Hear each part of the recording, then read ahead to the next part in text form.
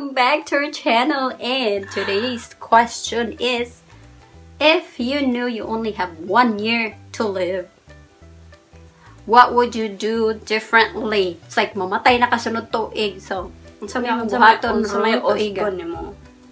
Yes, unsay buhaton mo ron tuiga para kay mamatay na ka, no? Hindi na nimo mabuhat next year.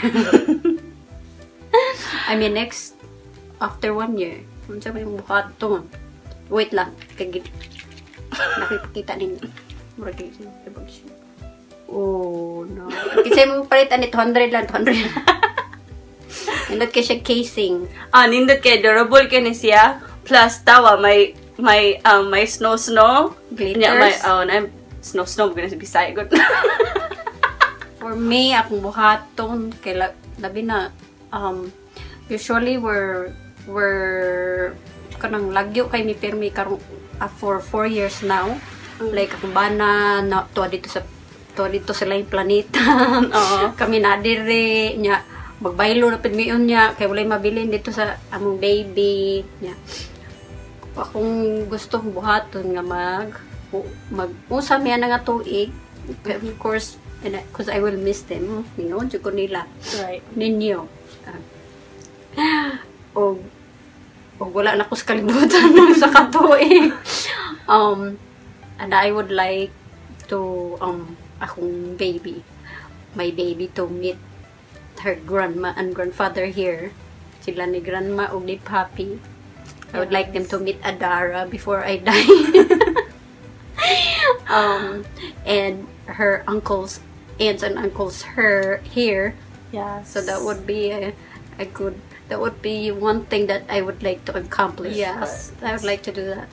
Because I don't like, hindi ko ganahan na, sige ramig bulag-bulag.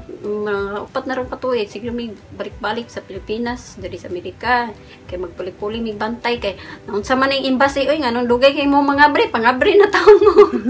Kaya pang-abri yun, kung pag-abri sad ninyo, i-approve sa economy. Kaya among plane ticket, gikan sa Negros, pa Manila, mahal ba kayo? O ang hotel, mahal kaayo. Tag 3,000 ang adlaw sa hotel napit sa embassy. Namsa po nang ikan. Nya, ang application fee pa sa embassy, sa visa, mahal pa kayo. Ang ticket pa dyan niya. Kami pa mo, balik mi dito sa Pilipinas, tag 60,000 ang ticket kada usa. Nya, 60,000. Nya, dili na po wala pa na process na napoy mo puli dito kay syempre dili gud mi pwede ka stay dito og dugay. Una magbaylo-baylo mi sa mga pamilya na mo wala kasabot kanung nagsigimig balik-balik mo na problema na mo ron.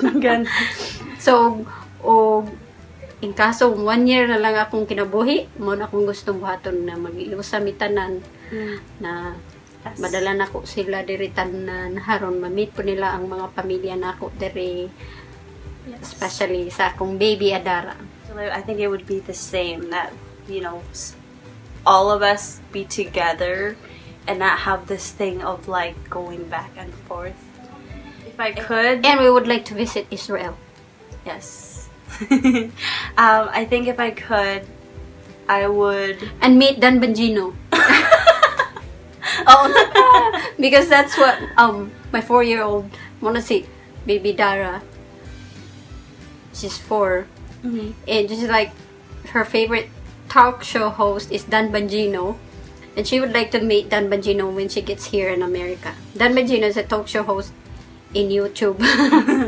Yes, you can actually you can check out his channels like Dan Bongino Show.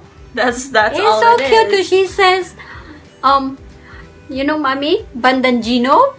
Yes. What about Dan Bongino? She said, he's my friend. Oh, he's his friend, Dan Bongino. He said, Dan Bongino, you come to the Philippines because so you could have friend. That's really cute. Actually, I should send that video to him. Yes. And if you're seeing this, Mr. Bongino, say hi to our baby. She's a big fan.